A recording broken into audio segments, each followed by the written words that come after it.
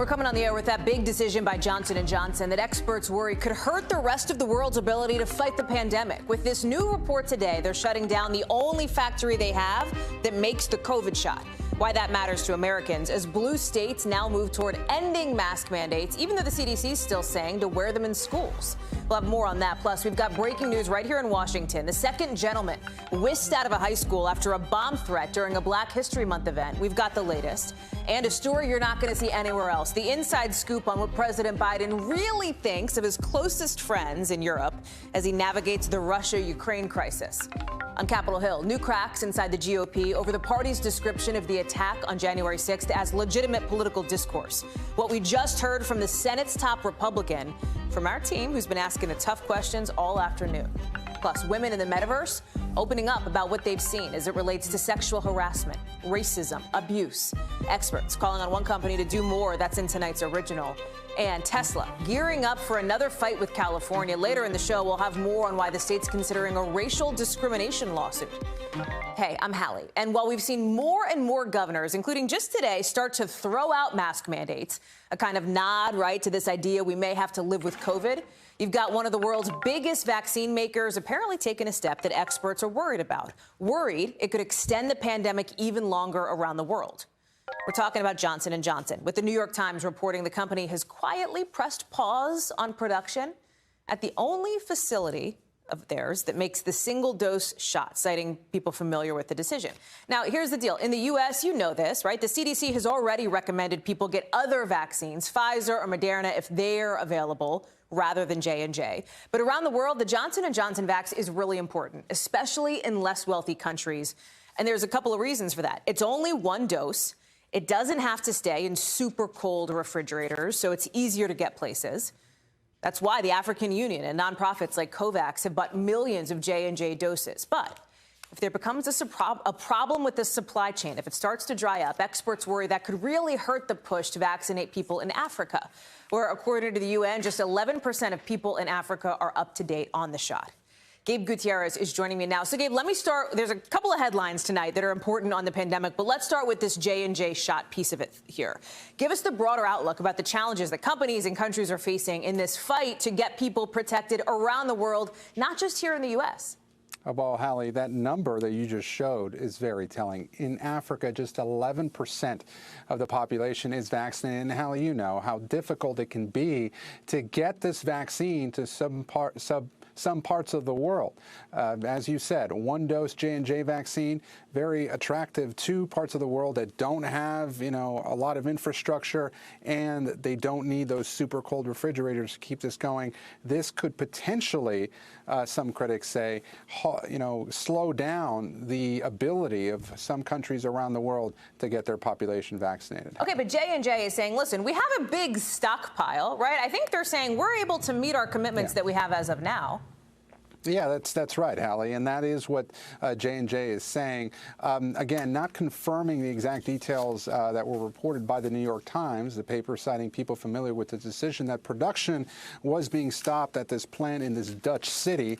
But J&J is saying that it will be able to meet its contractual obligations to COVAX and the African Union, and also saying that our manufacturing sites produce multiple products. We manage our production planning accordingly and are currently supplying from our extensive global network based on the demand for our vaccine. We currently have millions of doses, the company says, of our vaccine in inventory. So basically, Hallie, that is corporate speak for saying, look, we have this under control, right. And, the details in the Times, they're not confirming them. But some critics worry, based on that reporting, that this could potentially mean that the vaccine delivery to some of these countries that really need it could potentially be slowed down. Let me bring it back to something we talked about right at the top of the show, Gabe. And you know this because you've covered the pandemic for 2 years now. Before that, you know the world of politics. And these things are converging in a way that we haven't seen before. And that is because you've got 5 states now, 5 bluer states, states where people voted largely for President Biden, right, who have had governors that have now said, OK, we're going to take our foot off the gas as it comes to mask mandates. They're starting to relax them in these states that you see, California, Oregon, New Jersey, Delaware, Connecticut, putting dates on them later this month, next month. The dominoes are falling as it feels like more and more people, even in states, right, even governors who are in large part Democrats, and I bring this up, Gabe, because, you know, parts of the pandemic have been politicized, including mask wearing, are saying, okay, no need, at least right now, even as the CDC is saying, wait a second, in schools, you should still have masks on. Yeah, and Hallie, that graphic that you just showed, you might have to add another one to that list tomorrow. There's a lot of anticipation that Governor Hochul here in New York will make some sort of an announcement on the mask mandate here, whether, you know, she might potentially roll back some of it for businesses. There's, you know, talk about what this could mean for schools. Again, she hasn't said, but a lot of people are going to be waiting on some sort of an update on that tomorrow. But for the ones that have already announced plans, you know, you're talking New Jersey, you're talking Connecticut, Delaware, Oregon, you know, and New Jersey's governor is saying that this is really because as a population, we need to start getting used to living with this virus. And the reason these states are doing this, Hallie, is that, you know, over the last several days and weeks, the Omicron surge has really waned. Hospitalizations are down, positivity rates are down significantly in many of these states. And politically, as you mentioned, Hallie, perhaps some of these states are realizing that a lot of people are sick of this pandemic. We're nearly 2 years into it.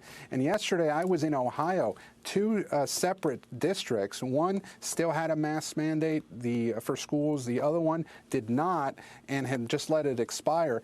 And, you know, while I did speak with several parents that, you know, were appreciative that mask mandates had been in effect for this long, you know, it's amazing to many of those parents and to many of us that we're still talking about this very divisive issue 2 years into this pandemic. I think that there is a acknowledgement by, you know, politicians in blue states that perhaps politically, you know, we may start trying to get away from these mask mandates as this Omicron surge moves on. Gabe Gutierrez, thank you so much for bringing us that reporting. We'll look for more of it tonight on Nightly. We've got some breaking news coming into us here in Washington, where we've just learned the feds are looking into a bomb threat that forced the vice president's husband to be escorted out of a high school event he was at. I want to show you just in a second some of these pictures. These are them. This is Doug Emhoff, the second gentleman of the United States. Looks like Secret Service is talking with him here. A reporter in the room says Emhoff was told something like, "We got to go." A couple minutes later, you're seeing it here, students and staff evacuated this building, too. It's Dunbar High School here in Washington. Right as we were coming on the air, we heard from D.C. police. I think we've turned around a little piece of what they had to say. Let me play it. I spoke to our colleagues at the Secret Service. There is no indication that this threat was directed towards Mr. Emhoff. Okay, that's interesting. We also heard from the Secret Service. Kelly O'Donnell is with us here now. And Kelly, we just got this statement from the Secret Service. Can you tell us what the latest is from them? Well, what they say is that they believe that the threat was directed at the venue, not at the protectee, the husband of the vice president, the second gentleman, Douglas Emhoff. He happened to be there, and because he has that protective detail, they responded as you would expect, and they moved him out of the way in an abrupt fashion, ending his event. That always gets attention, and for those who were there, it has a sort of startling quality. And then they also evacuated students and staff and so forth. He was there as a part of a Black History Month event at this local high school here in Washington, D.C. And we are told that there was no threat in terms of any actual device being located or any concern. But these are the kinds of things that in a larger context where we've seen other threats being made against historically Black colleges and universities, there is sort of a moment happening in the country now that is of great concern, and the FBI has 20 field offices looking at those threats, and it is worrisome. And so today it happened perhaps that venue and well-known individual happened to intersect, unintentionally perhaps, but a phoned-in threat is what we understand. And so all are safe, everything is fine, but it shows you how in these moments the system can work in terms of the protective sort of bubble around the vice president, her husband, the second gentleman, Doug Emhoff, and the team there, and then all the resources that go in. Now, separately, the White House, of course, said that they were looking into this as well. The Secret Service has put out this statement saying they don't want to go into too many details because it gets into their operational protocols. But we know that separately, the FBI has been looking into this larger group of threats made against the historically Black colleges and universities. And so this might be an extension of that. We don't know. But certainly the White House has expressed gratitude to the Secret Service for their prompt action, and obviously the local police department involved as well. So it's one of those moments where people's hearts were racing, everything turned out okay, and it may be a part of some larger pattern that law enforcement is looking at. Let me just explain, too, to folks who might be going, well, wait a second, how come we're not seeing video of this moment, right, when the second gentleman was escorted out of the room? It's because in this particular instance, Kelly, there didn't happen to be a television camera traveling with Doug Emhoff on this. We have some still photos that were shown here, but no TV, cameramen there with him. Yes, I guess we should explain that. With the vice president and the second gentleman, there can be a smaller group of the pool. We often talk about the pool. Whenever it's the president, there is always a television component. For some of these smaller events, you might have a print reporter, a radio reporter might be involved, a photographer might be involved, but it might not be the full complement of the entire array of media. And that was the case today. Yeah. So there were journalists with him, but it didn't include television. So we're grateful to those colleagues of ours who were there, who could be firsthand witnesses. This is one of those times where the still photo has it, and the accounts of our colleagues tell the story. That is for sure. Kelly O'Donnell at the White House. Kel, thank you so much for breaking that down and for bringing us that developing news. Other developing news in Washington, with the most powerful Republican in the Senate today, putting the Republican National Committee on blast, at least as on blast as it gets for Mitch McConnell, who's saying tonight that the party's official political arm shouldn't be picking and choosing which Republicans it supports after the censure of GOP reps Liz Cheney and Adam Kinzinger. And McConnell's also breaking with the RNC's description of the January 6th riot as legitimate political discourse by acknowledging the fact, by acknowledging the reality that it was indeed a violent insurrection. Here he is. It was a violent insurrection for the purpose of trying to prevent the peaceful transfer of power after a legitimately certified election from one administration to the next. That's what it was. And in a midterm year where party unity, you would think, might be front and center, Senate Republicans today, not happy with trying to do this whole distancing dance thing, right? Trying to put some space between themselves and this whole legitimate political discourse discussion, while also not totally ticking off former President Donald Trump, who still holds a lot of power in the party. So this is what that looked like on Capitol Hill. Watch. Do you agree with that legitimate political discourse language that the RNC used in their censure? Oh, that's their language. I mean, that's, I didn't write the motion or vote on it, so I'll let them speak for themselves on that. I like to think of the Republican Party as being a big tent party. I think the RNC's out of its lane. And tonight, sources are also telling our team some new details that show what exactly former President Trump was doing on the 6th and who exactly he was trying to get in touch with, but could not that morning. More on that in a second. I want to bring in Garrett Haake on Capitol Hill. Garrett, a couple of pieces to this. You've got Mitch McConnell being clear about where he stands, right, where he stands, but he is not actively scolding the RNC for describing it as, legitimate political discourse, when in fact it was not. He is correctly acknowledging the reality of what happened on that day. But as you well know, and listen, you are a McConnell translator for us, that's probably as far as he's going to go on this, no? I think that's right. And by the way, Hallie, I liked your distancing dance. I thought that was a very useful visual aid for how this has all been going. You're doing it on Capitol Hill. You're one of the dance partners trying to get questions of these people, I know. That's right. And the way I see it, for McConnell, this is the best way I think he thinks he can get distance from this issue. He doesn't want to talk about this anymore. He doesn't want to talk about January 6th. He doesn't want to talk about Donald Trump. I asked him yesterday what his thoughts were about this issue, and he pointed me to this press conference today. And yesterday I kind of thought that was maybe because he didn't know what his answer was going to be, or he was going to try to dance around it. And after watching his answer today, I think it's pretty clear. He wanted to be as forceful as he gets in his comments about this as a way to put it behind him. And I think that also provides cover for every other Republican in the conference, on the Senate side at least, to point to Mitch McConnell's comments and say, I'm with him, and I don't have to talk about it anymore. That's the political imperative. That's what we're seeing from Senate Republicans. The messaging piece is really important, Garrett, because you've got, as you correctly note, many in the Republican Party do not think it is politically palatable to be running on this message of the last election was not legitimate, because it was legitimate. It's not a true statement of fact. It is a conspiracy theory. And yet that is the conspiracy theory that Donald Trump continues to push. They'd rather be talking about Joe Biden and the economy. They'd rather be talking about the president and his policies on the pandemic, for example, not this issue.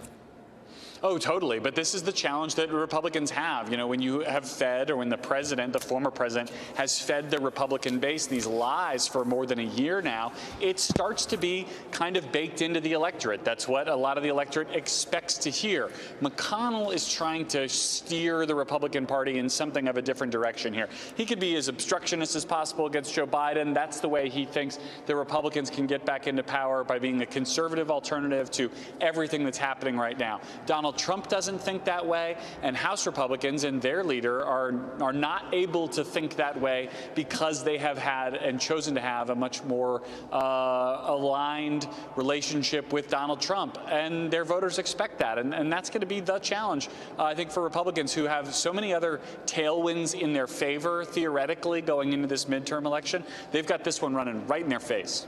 A couple of new threads from January 6th, too, as this all ties together as it relates to that day. I know that you and our team have some reporting, including our colleague Leanne Caldwell, that the former president, on the morning of January 6th, wanted to talk to Mike Pence, was trying to get in touch with Mike Pence, who was figuratively mashing the decline button, or somebody around him was. What's interesting here is, number one, that call didn't happen until it eventually did, and reportedly, of course, Mr. Trump pushed Pence to try to overturn the legitimate results. The committee apparently knows about this. It is yet another example of the immense level of detail that the committee has on what Donald Trump did and did not do that day. Yeah, and I think we're starting to hear about how these pieces are coming together because of the documents that the committee has been able to get their hands on, which we know include White House phone records. You know, the substance of that call is the kind of thing we may or may not ever find out, but the fact that the president was even making it is interesting because he was even making it, and because we're able to know about it. The committee is now fully inside the White House. If they've got White House phone records, they know not just that the president was trying to talk to the vice president, which we know he was trying to talk to Jim Jordan, we know, but we're going to know all the other phone calls that he was making. And as I don't have to tell you, Donald Trump was a prodigious phone caller. He doesn't text, he doesn't tweet, he doesn't email, but he works the phones all day long. And the other folks that he might have been talking to on the January 6th morning of, either before the rally, before the riot got started, could tell us a lot more. The committee now has that information. We'll see how it starts to come out. Garrett Haake, thank you so much. I appreciate that. We're going to have more on NBC's exclusive reporting on the January 6th investigation just out later on in the show from Ben Collins. Garrett, appreciate it. Truckers from that Freedom Convoy we've been talking about on this show have blocked the Canadian side of this Ambassador Bridge, which connects Detroit to Windsor, Ontario. So take a look at this. These are some of the aerials. Getting to Canada over this bridge is basically impossible. You've got backups that are miles long. And that bridge is the single busiest land border crossing in North America. That's bringing up some real concerns over supply chain problems for the car industry. All of this is part of those trucker protests in Ottawa, Canada's capital, because of vaccine mandates to cross the U.S.-Canadian border, and more broadly, how the Trudeau administration has handled the pandemic in Canada. The protests have gotten some support from some corners in the U.S. as well, with some Republican leaders publicly standing behind those protesters. You got Canadian officials saying, hey, mind your own business, basically. Ellison Barber is in Ottawa for us. Today in Ottawa, there are still countless protesters, trucks all along the streets throughout the city. Everywhere you look, almost, you can see the trucks that kind of just continue to go. Over there, sort of more in the front of Parliament, is one of kind of the main gathering areas where we've seen people come and gather. You can see more of the cars, the people here. For the most part, things have been calm. You can hear some people shouting freedom at us now. Things largely have been jovial. There is a strong anti-media sentiment within these areas. You hear people yelling at us as we walk, tell the truth. But again, for the most part, the protesters we've seen out here, they have been peaceful. They have very strong opinions, and they want to make sure the government hears them. They are frustrated. This all started initially in response to the Prime Minister issuing an order saying that border crossing truckers had to be vaccinated, that they would no longer be exempt from quarantine rules. Since then, it has expanded, and most of the people we have spoken to, they say they are here because they want to see an end to all COVID restrictions and all COVID mandates. They say that means no masks, no vaccine mandates, no indoor dining restrictions, and they say they will stay out here blocking the streets, many of them sleeping in tents or in their trucks, until they see an end to those mandates. The Prime Minister, he has said that this does not represent Canada, that these people are not representing most of Canada, and that they are, in his view, the fringe. People here, they say that they don't believe that's true at all. They say they do represent many people here. And that term, the fringe, it's almost become a bit of a term, a rallying cry, if you will. We saw one person walking with a shirt on that said, the fringe. Back to you. Pope Benedict, who is now retired, today is asking members of the church to forgive him for how he handled sex abuse cases when he was an archbishop, but he's not going to admit any fault. Here's the deal. The retired pope was responding to a German report that accused him of allowing 4 priests convicted of sex abuse, including a pedophile, to go back to leading church services. While the former pope said he was saddened by the abuses, his lawyer says Benedict was not involved in any cover-ups. The report also blamed leaders who came before and after Benedict, estimating there were nearly 500 victims of abuse and at least 235 predators over several decades in Germany. Coming up here on the show, the Justice Department sending signals that might allow more safe injection sites, which would be a real backtrack from the agency's position under the Trump administration. So why now, and what does it really mean? Ken Delanian has some answers for us after the break.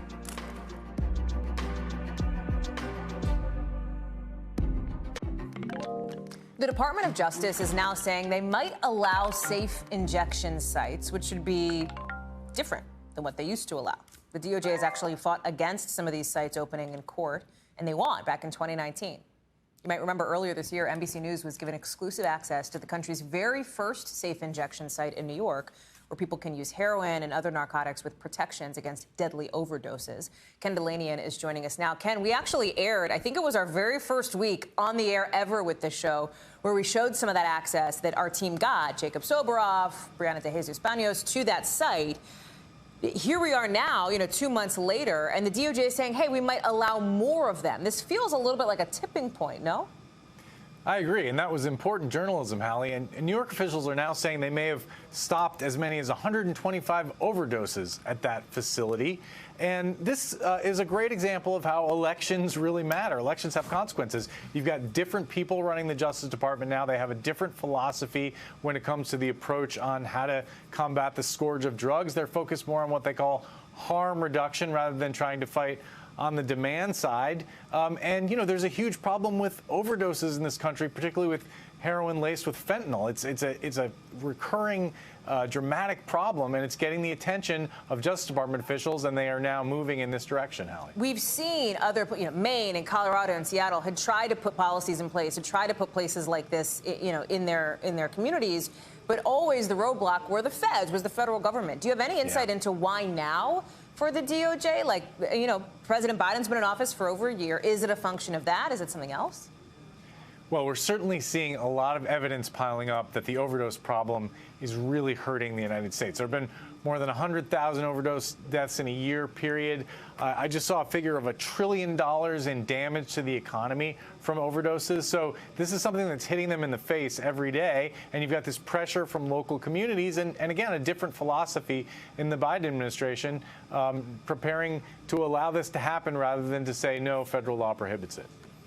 We already know that these sites are up and running in Canada and Australia and Europe. What would the timeline be if the DOJ does give the official green light here in this country for us to see more of them?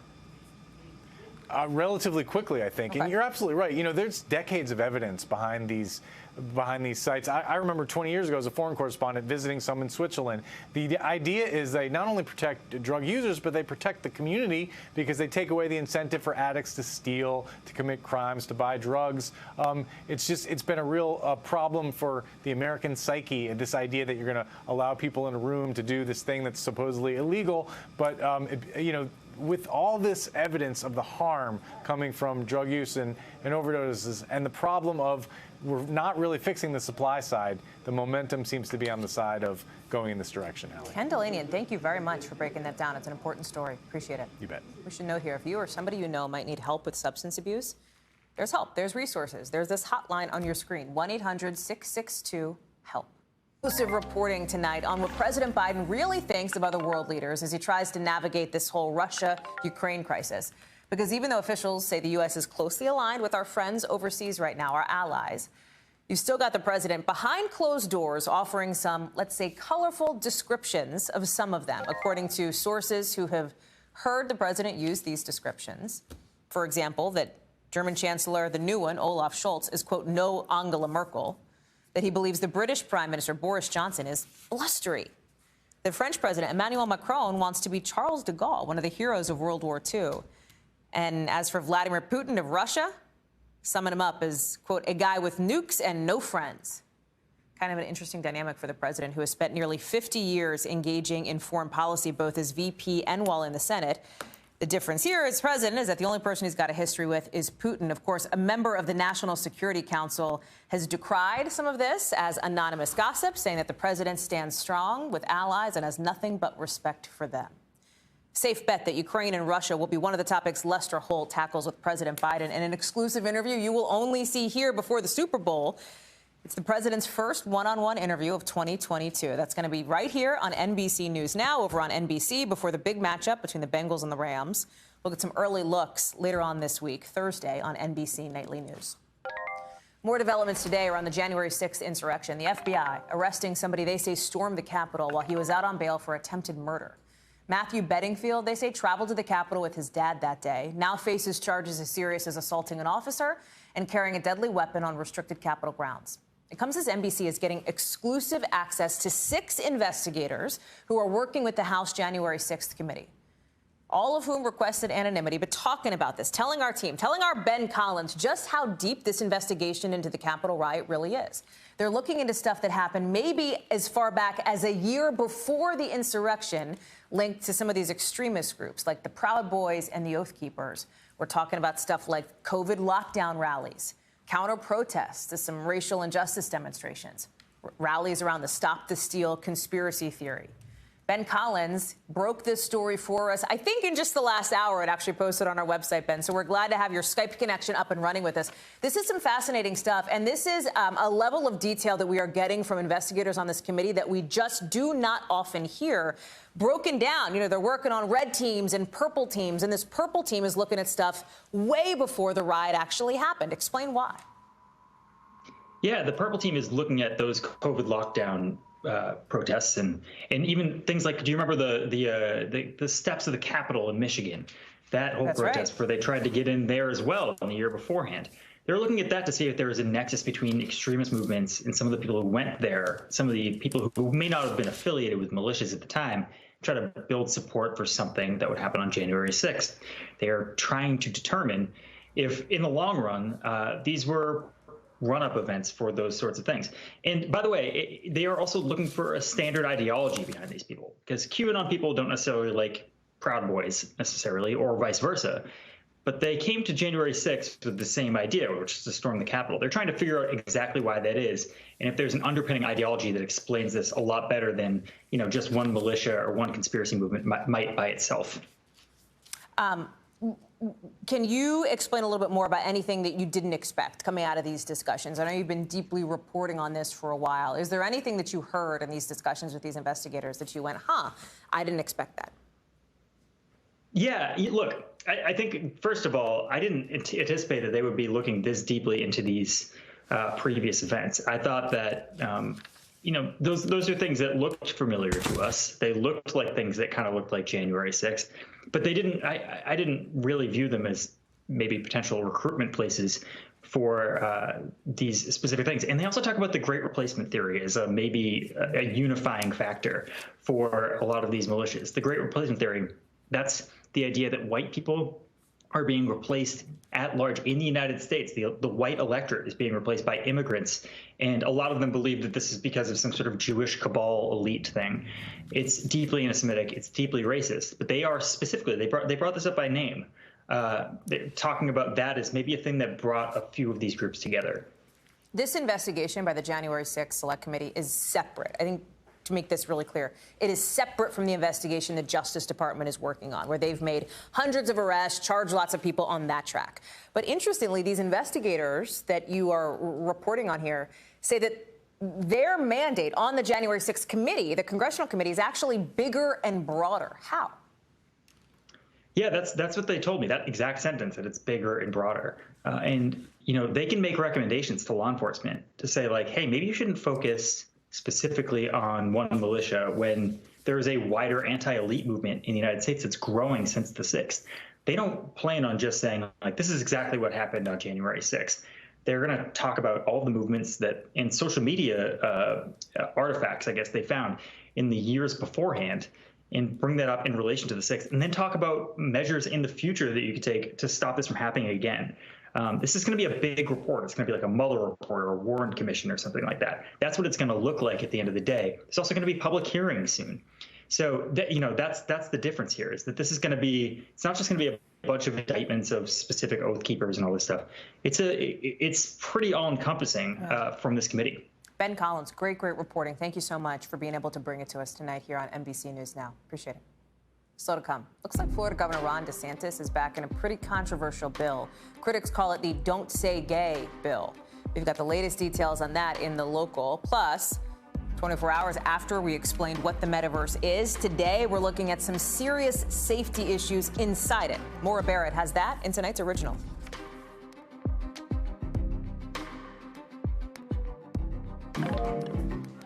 NBC News covers hundreds of stories every day, and because you couldn't possibly read or watch or listen to them all, our bureau teams have done it for you. This is what they tell us is going down in their regions in a segment we call The Local.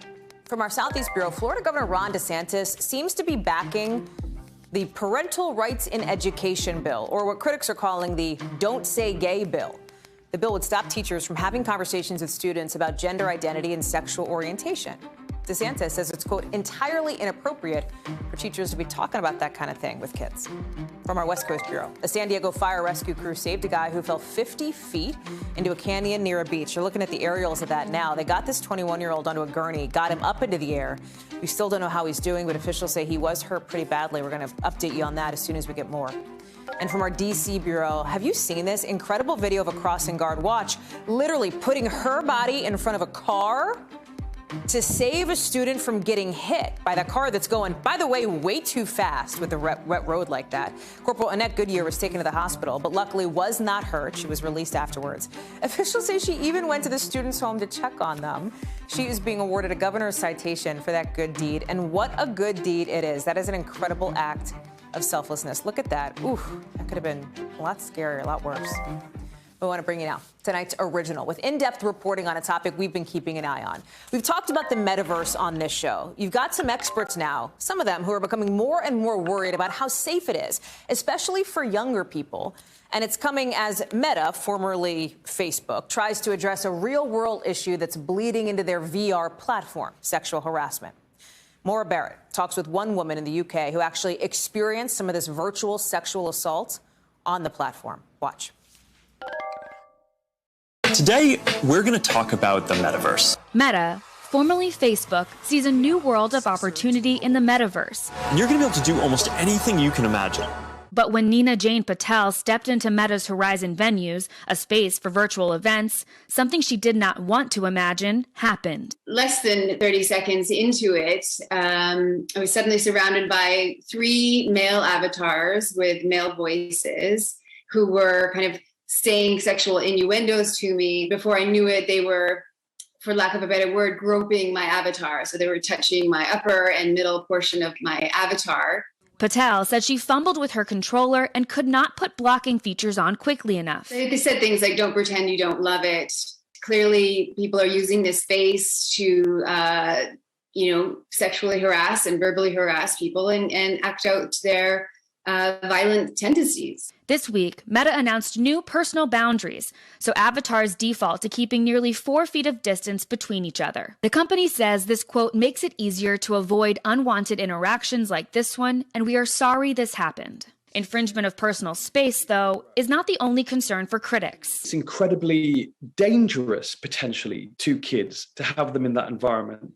I mean, honestly speaking, I'd be very nervous as a parent about having Mark Zuckerberg's algorithms babysit my kids. The Center for Countering Digital Hate is a nonprofit that analyzes and seeks to disrupt online hate and misinformation. One of their researchers spent 11 and a half hours recording activity on VR Chat, a virtual world platform accessed on Meta's Oculus headset. We found one infringement of the rules. And by that, we mean grooming, child sexual grooming. We mean extreme hatred.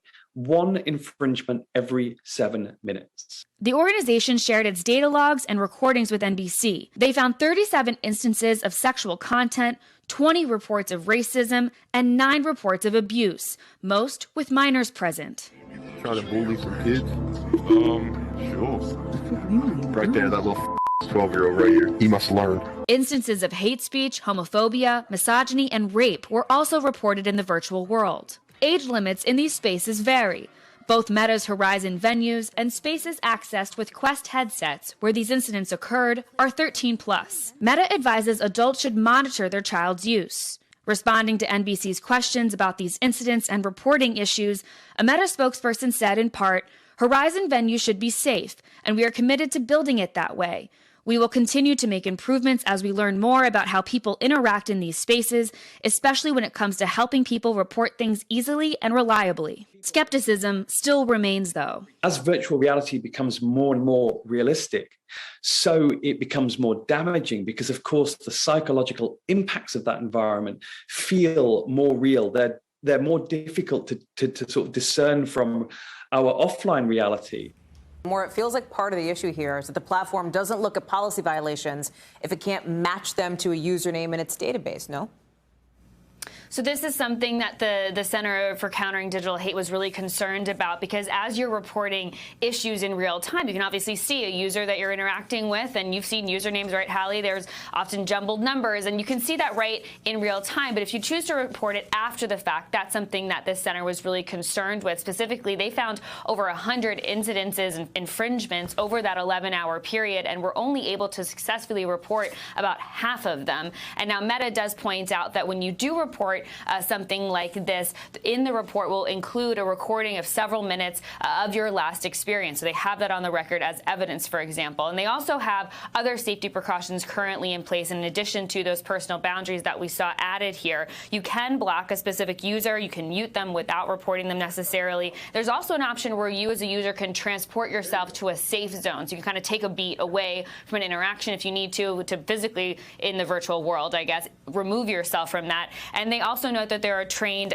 safety specialists monitoring and recording harmful conduct. Meta acknowledging that this is kind of a work in progress, right, when it comes to safety precautions that they might not have been able to foresee when they've been launching this product. But they do say that they're going to be monitoring activity and any incidents that go on in these spaces, and obviously adjusting as we go from there, like we saw with that addition of the personal boundaries. Hallie. Maura Barrett, thank you very much for that reporting.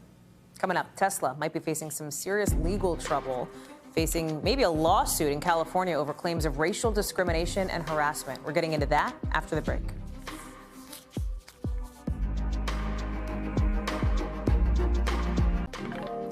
Tesla may soon be going up against California, with the state's civil rights agency telling Tesla it could be slapped with a race discrimination suit after some fairly damning allegations of harassment and discrimination. Tesla responding in a financial filing, saying the company doesn't believe that the facts and the law justify the verdict.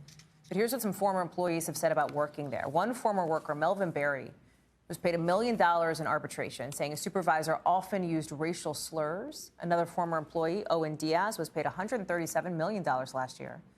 Apparently said colleagues told him to, quote, go back to Africa. And former contract worker Kaylin Barker told Bloomberg in a statement, I feel like I have been tortured and sent back in time before African Americans had civil rights.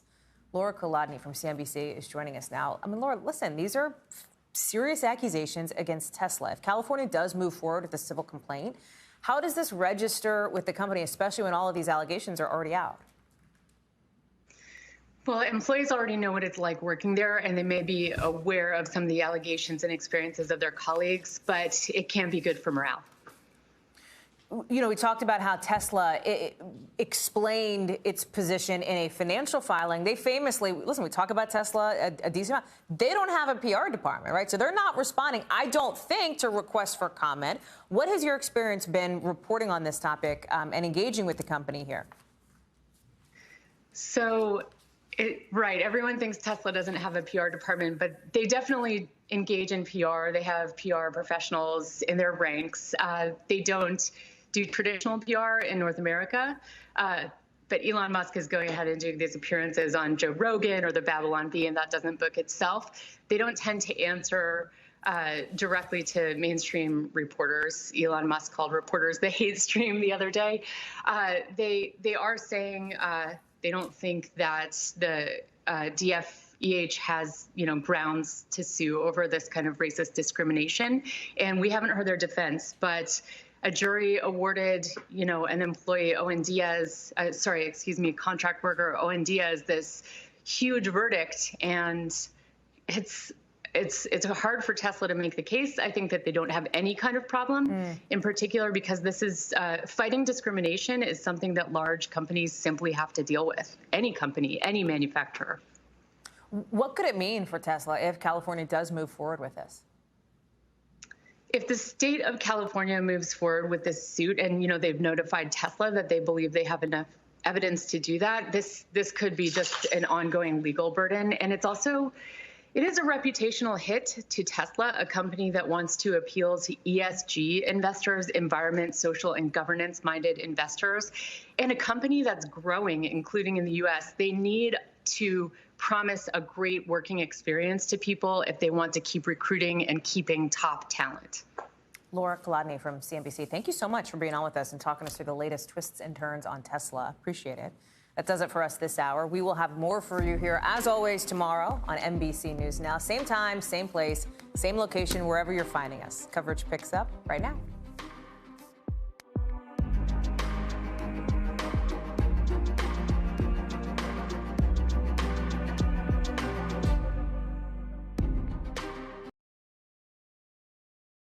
Thanks for watching our YouTube channel. Follow today's top stories and breaking news by downloading the NBC News app.